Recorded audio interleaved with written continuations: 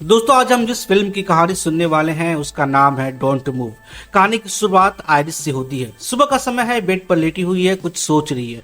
तभी अचानक वो उठती है और अपने किचन में जाती है।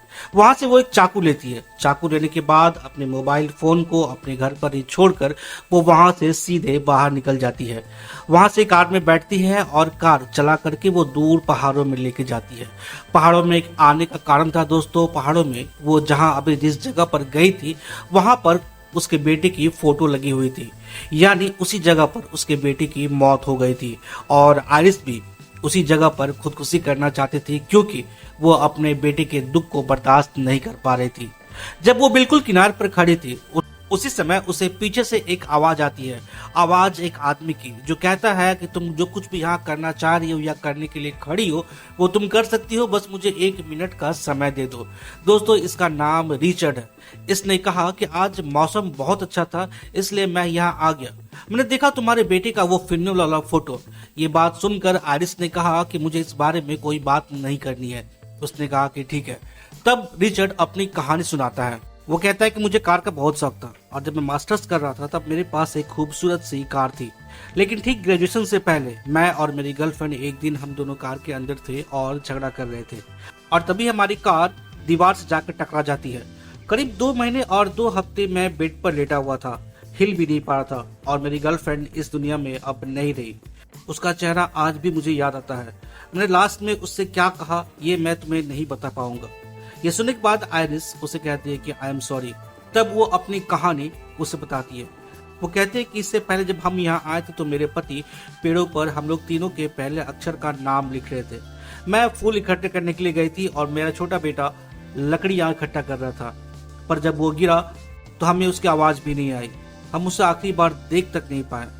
अगर किसी को जाना था तो मैं क्यों नहीं मर गई। दोस्तों आयरिस जब ये बात कह रही थी तो उसका दर्द उसके चेहरे पर दिख रहा था। रिचर्ड कहता है ठीक है, मैं अब यहाँ से जाता हूँ। मैं ये तो नहीं कह सकूंगा कि हमारी मुलाकात बहुत ही अच्छी रही, पर तुमसे मिलकर अच्छा लगा। तुम जो चाहती वो तुम कर सकती हो, मैं तुम्हें इसके लिए रोकूंगा नहीं। इतना कहने के बाद रिचर्ड पहाड़ों से नीचे आने लगता है। कुछ देर नीचे उतरने के बाद उसे कुछ आवाज आती है। पाकर के जब वो पीछे मुड़ करके देखता है तो देखता है कि आयरिस भी उसके पीछे पीछे वहां आ रही है। यानी आयरिस ने खुदकुशी का अपना मन बदल दिया। जब ये दोनों नीचे उतर रहे थे तो इन दोनों की कारें एक साथ पार्क थी। दोनों के बीच में जगह बहुत कम थी। नीचे उतरने के बाद रिचर्ड अपनी कार में जाकर के बैठ जाता है, मगर जब आयरिस अपनी कार में बैठने जाती है तो वो अटक जाती है। रिचर्ड ये देख करके बाहर निकलता है और कहता है कि तुम फंस गई हो क्या। तब आयरिस कहती है कि हाँ। उसने रिचर्ड के हाथ में एक छाता दिखा तो उसने पूछा कि छाता क्यों, क्या बारिश होने वाली है। इतना कहते ही रिचर्ड ने उस छाते से आयरिस पर हमला कर दिया। इसमें उसको करंट का शॉक दिया और वो शॉक इतना तगड़ा था कि आयरिस वहीं पर बेहोश हो जाती है। जब उसे होश आता है तो वो अपने आप को एक कार के अंदर पाती है। कार को रिचर्ड चला रहा था और उसने इसके दोनों पैर और दोनों हाथों को बांध दिया था। पहले तो ये देखती है हर तरफ की हो क्या रहा है। वो अपने स्मार्ट वॉच से इमरजेंसी कॉल करने की कोशिश करती है, पर रिचर्ड को इस बात का एहसास था। वो कहता है कि ऐसी कोशिश बेकार है। याद रखना यहाँ कोई टावर नहीं है तो तुम इमरजेंसी कॉल नहीं कर सकती और तुम्हारा फोन भी तुम्हारे पास नहीं है। फिर आयरिस को याद आता है कि उसके जेब में एक छोटी सी चाकू है, तो वो उसे चुपके से बाहर निकालती है और अपने हाथों को खोलने की कोशिश करती है। इस दरमियान वो रिचर्ड से उसके गर्लफ्रेंड के बारे में पूछती है। तब ये पूछती है कि तुम मेरे साथ क्या करने वाले हो। तो ये कहता है कि जंगल में मेरे पास एक छोटी सी जगह है, मैं तुम्हें वहां पर लेके जाना चाहता हूँ और तुम्हारे साथ कुछ अच्छे समय बिताना चाहता हूँ। वो कहती है कि छू कर तो दिखाओ। दोस्तों उसने अपने हाथ को खोल लिया था और वो रिचर्ड पर जोरदार हमला करती है और इस हमले में उसका कार अनबैलेंस हो जाता है और वो जा करके एक पेड़ से टकरा जाती है। दोनों में हाथापाई होती है। इस हाथापाई में रिचर्ड कार से बाहर निकल जाता है और इधर आयरिस भी कार से बाहर निकल जाती है। रिचर्ड फिर भी हार नहीं मानता। वो जाता है उसके पास तो आयरिस उसे चाकू दिखाती है और उससे अपने पास आने के लिए मना करती है। रिचर्ड आयरिस से कहता है कि तुम्हें कुछ एहसास हो रहा है क्या। आयरिस कहती है कि एहसास मतलब। वो उसके हाथों में सुई देखती है। वो कहती है कि तुमने मुझे क्या जहर दिया। तो ये कहता है कि नहीं जहर नहीं, ये एक तरह का वैक्सीन है। ये वैक्सीन धीरे धीरे तुम्हारे पूरे शरीर पर असर करेगा, तुम्हारे हाथ पैर काम करना बंद करेंगे। फिर 18 से 20 मिनट में तुम्हारा पूरा शरीर पैरालाइज्ड हो जाएगा और उसके बाद फिर तुम बोलना भी बंद कर दोगी। ये कहते कि तुम पागल हो। फिर ये कहता है कि अगर मैं तुम्हें वैक्सीन नहीं देता तो तुम मुझे पागल कह सकती थी, इसीलिए चाकू मुझे दे दो, इसका कोई फायदा नहीं। पर ये हार नहीं मानती, ये वहां से भागती है। तब ये कहता है कि देखो दौड़ो मत, दौड़ने से वो वैक्सीन तुम्हारे ऊपर और जल्दी असर करेगा। ये अपना टाइमर सेट करती है 20 मिनट का और वहां से भागना चालू करती है। भागते भागते ये थोड़ी सा आगे निकलती है, लेकिन रिचर्ड भी उसके पीछे पीछे चलते रहता है और ये चिल्लाते हुए कि भागने से कोई फायदा नहीं है, जितनी जल्दी तुम ये बात समझ जाओ तुम्हारे लिए उतना ही अच्छा होगा। आयरिस जाकर के एक जगह पर छुप जाती है, एक ऐसी जगह जहां पर चींटियों का पूरा भंडार था। चींटियां अब उसके ऊपर चढ़ रही थी। आयरिस भी ये समझ पा रही थी कि चींटियां मेरे ऊपर चढ़ रही है, लेकिन वो कुछ कर नहीं पा रही थी। धीरे धीरे दवा उस पर असर हो रही थी। अचानक से एक चींटी उसके नाक में घुसती है और वो चिल्ला उठती है। रिचर्ड उसके पीछे पीछे ही था। वो फिर कहता है कि देखो भागो मत, क्योंकि तुम कुछ भी कर लो तुम उसके एहसास से बच नहीं पाओगे, तुम्हें इस वैक्सीन का असर तुमको थोड़ी देर में दिखने लगेगा। तभी ये देखती है कि सामने से एक नदी जा रही है। आयरिस उस नदी में कूद जाती है। हालांकि रिचर्ड उसे मना करता है, लेकिन कूदने के बाद वो नदी के साथ बहने लगती है। वो ज्यादा कुछ अपने शरीर में हरकत नहीं कर पाती। जैसे जैसे पानी चलता है वो चलते रहती है। इस दरमियान पानी का बहाव बहुत तेज होता है और उस तेज बहाव में भी किसी तरह से सरवाइव करती है और पानी के साथ बहते बहते वो एक पेड़ के पास जाकर के अपने आप को किसी तरह से रोकती है। उसके बाद वो किनारे पर आती है और घास पर लेट जाती है और जैसे ही लेटती है तो इसका घड़ी का जो टाइमर उसने लगा के रखा था वो दिखा देता है कि अब ये टोटल 20 मिनट हो गया है, यानी अब उस वैक्सीन का असर इसके ऊपर पूरी तरह से हो गया है। अब वो बिल्कुल भी हिल नहीं पा रही है, बिल्कुल भी अपने सर को नहीं हिला पा रही है। वो सिर्फ आंखों से देख रही है, वो समझ पा रही है लेकिन वो शरीर से कुछ कर नहीं पा रही है। वो चुपचाप घास पे पड़ी हुई है। थोड़ी देर बाद वहां एक बूढ़ा आदमी जो कि वहीं पे रहता था वो घासों की कटाई कर रहा था और कटाई करते हुए उसने देखा कि एक लड़की वहां पड़ी हुई है। वो अपने गाड़ी से उतरता है, उसके बाद आयरिस के पास आता है और कहता है कि तुम्हें क्या मदद की जरूरत है। पर वो देखता है कि ये कुछ बोल नहीं रही है, ये बस लेटी हुई है। तब वो अपने उंगलियों के इशारा से वो ये देखने की कोशिश करता है कि क्या ये देख पा रही है या नहीं। तो वो समझता है कि हाँ ये देख तो पा रही है। जब वो पूछता है कि क्या तुम मुझे समझ पा रही हो, क्या तुम मुझे सुन पा रही हो, तो वो अपने आंखों से इशारा करती है। जो काम वो नहीं कर पा रही है तो 2 बार अपने आंखों को ब्लिंक करती है और जो काम वो कर सकती है उसके बाद उसके लिए वो 1 बार अपने आंखों को ब्लिंक करती है। तो वो जो बूढ़ा आदमी जिसका नाम बिल था वो ये समझ जाता है कि ये देख पाती है, ये समझ भी पा रही है, ये सुन भी पा रही है, लेकिन ये बोल नहीं पाएगी, ये कुछ हरकत नहीं कर पाएगी। तब वो कहती कि क्या तुम्हें मदद की जरूरत है और क्या मैं इसके बाद पुलिस को कॉल कर दूं। तब वो अपने आंखों से इशारा करके कहती है कि ठीक है। फिर वो अंदर जाता है, एक ट्रॉली लेके आता है और उस ट्रॉली में आयरिस को रखता है और ट्रॉली को ले जाके अपने घर के अंदर रखता है। वो समझ जाता है कि इसके साथ बहुत कुछ बुरा हुआ है। वो उससे कुछ ज्यादा बातें कर पाता इससे पहले उसके घर पे कोई नॉक करता है।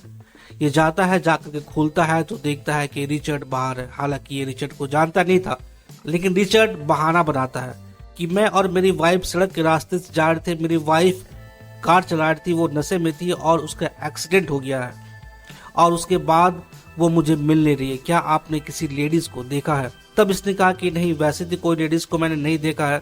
तब इसने कहा कि क्या मैं आपके घर में थोड़ी देर का इंतजार कर सकता हूँ, मेरे शरीर बिल्कुल भी काम नहीं कर रहा है। हालांकि बिल उसे आने के लिए मना करता है, लेकिन वो घर के अंदर आ जाता है और सोफे पर बैठ जाता है और सब तरफ अपनी नजरें घुमाता है। वो आयरिस को खोज जाता, उसे वो ट्रॉली दिखती है लेकिन आयरिस नहीं दिखती है। पर वो ये जरूर समझता है कि हो सकता है कि वो यहीं पे हो। रिचर्ड ये भी कहता है कि मेरा फोन गुम गया है, क्या मैं आपका फोन इस्तेमाल कर सकता हूँ? तब बिल उसे कहता है कि ठीक है, मैं तुम्हारी मदद करूंगा लेकिन अपनी शर्तों पर। मैं 911 को कॉल करूंगा और उसे कहूंगा कि वो तुम्हारी बीबी को खोज दे। पर इस पर रिचर्ड उसे मना करता है। वो कहता है कि नहीं, वो थोड़ी सी पागल है। जब वो उस पे दौरे पड़ते हैं तो उसका शरीर बिल्कुल शून्य पड़ जाता है, वो कुछ बोल नहीं पाती है। वो आएंगे तो उसे पक्का मुझसे दूर लेके जाएंगे। तब ये कहता है तब तो तुम्हें बहुत प्रॉब्लम होती होगी। ये कहता है कि हाँ। बिल को उसकी बातों पर थोड़ा सा शायद यकीन आने लगा था। वो कहता है कि मैंने तुमसे एक बात छिपाई। इतना कहते ही अचानक से रिचर्ड का फोन बज उठता है। तब बिल कहता है कि तुमने तो कहा था कि तुम्हारी फोन कहीं खो गई है। इसने कहा कि नहीं, मैंने ऐसा तो नहीं कहा। तब बिल कहता है कि चलो ठीक है, हम उसे बाहर खोजते हैं। तब रिचर्ड कहता है कि आप मुझे कुछ बताने वाले थे। बिल कहता है कि नहीं, रहने दो। तभी रिचर्ड कहता है कि बिल, क्या तुम अपने किचन में गार्डनिंग करते हो? तो ये कहता है कि नहीं। तो फिर ये ट्रॉली यहाँ पर कैसे? वो कहता है कि तुम मेरा नाम कैसे जानते हो? उसने कहा कि मैंने आपका नाम साइन बोर्ड में देखा। तब बिल और रिचर्ड में दोस्तों लड़ाई हो जाती है। बिल कहता है कि तुम मुझे कमजोर समझने की भूल कर रहे हो। इसके बाद दोनों में लड़ाई हो जाती है। रिचर्ड वाकई में उसे बूढ़ा समझ रहा था, लेकिन वो एक ताकतवर इंसान था जो रिचर्ड को बहुत बुरी तरह से मारता है। इस लड़ाई में रिचर्ड के हाथ में एक चाकू लग जाती है और उस चाकू को वो बिल के पैरों में घोंप देता है और उसके बाद उसके सीने में लगातार वार करने के बाद बिल मारा जाता है। लेकिन बिल मरने से पहले 911 पे कॉल कर चुका था और उन्हें ये बता चुका था कि एक आदमी मेरे घर में घुस गया है जो मुझे बिल्कुल भी सेफ नहीं लग रहा है और मुझे ऐसा लगता है कि ये जरूर मेरे साथ कुछ कर सकता है। जब बिल मारा जाता है तो फिर रिचर्ड उस घर में पेट्रोल छिड़कता है और घर को आग लगा देता है। घर सब तरफ से जलने लगता है, लेकिन आयरिस वहीं पे थी। आयरिस बिल के सोफे के नीचे थी। आयरिस ये सब कुछ देख रही थी, वो समझ भी रही थी लेकिन कुछ कर नहीं पा रही थी। फिर वो खिड़की का सहारा लेती है, वो खिड़की को खोलती है, बंद करती है, खोलती है। जब रिचर्ड अपनी गाड़ी से वापस जाने वाला होता है तो उसकी नजर जाती है खिड़की पर, जहां पर उसे देखता है कि खिड़की खुद से बंद हो रही है और खुल रही है। उसे शक होता है कि पक्का होना हो आयरिस यहीं पे है। वो अंदर जाता है और देखता है तो हाँ, आयरिस वहां पर थी। वो उसे उठाता है और अपनी कार के अंदर डालता है और वहां से उसे ले करके निकल जाता है। रिचर्ड वहां से बिल की गाड़ी लेके निकलता है। थोड़ी दूर आगे चलने के बाद उसकी बेटी उसे कॉल करती है और उसकी वाइफ, दोनों ये कहते हैं कि वो उससे मिलने के लिए वहां आने वाली है।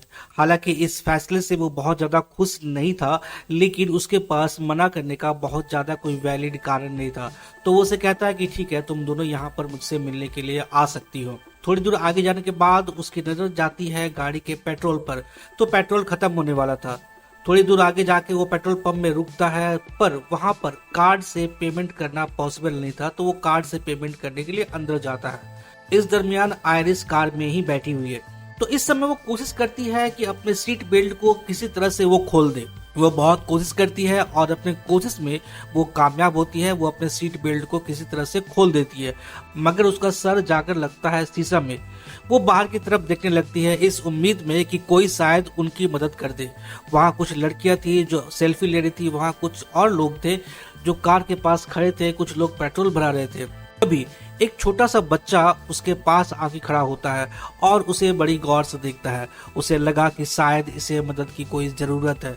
इतने देर में उस छोटे बच्चे की माँ वहां आ जाती है और उसे अपने साथ लेके जाने लगती है, लेकिन उन्हें भी लगता है कि इस लड़की को शायद कुछ तो प्रॉब्लम है। फिर रिचर्ड भी आ जाता है। रिचर्ड गाड़ी स्टार्ट करता है और वहां से निकल जाता है, लेकिन वो औरत यानी उस बच्चे की माँ पुलिस को कॉल करके ये बताती है कि शायद इस गाड़ी में जो लेडीज है उसे कुछ प्रॉब्लम है और वो उसे गाड़ी का नंबर भी बता देती है। गाड़ी चलाकर रिचर्ड उस गाड़ी को उस जगह पर लेके जाता है जहां पर उसकी गाड़ी एक्सीडेंट हुई थी। उसके कपड़ों पर बहुत सारा खून लगा हुआ था, तो पहले वो अपने कपड़ों को चेंज करता है। उसके पास एक और सुई थी जिसमें कि वैक्सीन भरा हुआ था, वो उसे उसी के सामने पे रख देता है। उसके बाद वो अपनी कार को टो करने के लिए उस पर लोहा फिट करने लगता है। इसी बीच वहां एक पुलिस ऑफिसर आता है। पुलिस ऑफिसर आने के बाद वो रिचर्ड से बात करता है और कहता है कि मुझे एक कॉल आई थी इमरजेंसी पर कि इस गाड़ी में कुछ प्रॉब्लम है। तो रिचर्ड कहता है कि नहीं ऑफिसर, यहाँ कोई प्रॉब्लम नहीं है, यहाँ सब कुछ ठीक है। तो ऑफिसर कहता है कि क्या मैं इनसे पूछ सकता हूँ इस बारे में? तो ये कहता है कि नहीं, आप पूछ नहीं सकते। इस पर ऑफिसर कहते हैं कि क्यों?